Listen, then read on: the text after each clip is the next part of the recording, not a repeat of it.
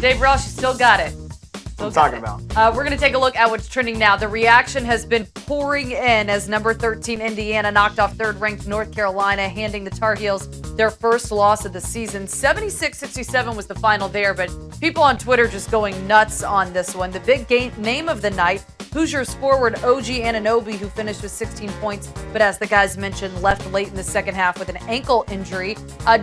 Also to Tim's point about the Hoosiers having such a great fan base and that environment is just loud. Sam Decker took to Twitter with this. Indiana was always one of my favorite places to play because of their fans. Easily the loudest gym I've played in.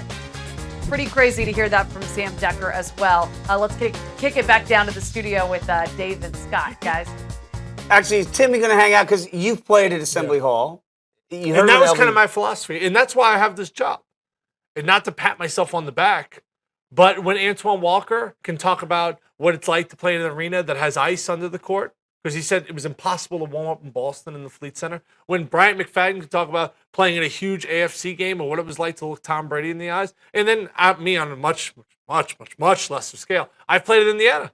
I know what it's like to walk into that. I've called games there. And I don't know why it happens, but when you play, Northwestern was not a special game. That was a game they're like, oh man, I'm playing Northwestern. But I remember covering games that were big games to them. Superhuman things happened there. You, sir, were pretty much a legend for things you would say to opposing players, maybe even the fan base. Did you ever have a situation at IU, those crazies and that electric environment you just described to either a player or a fan out there? Because I'm sure they were directing some attention your way. You know, big thing they used to call me was Fonzie. The old Arthur Fonzarelli. Yeah, right?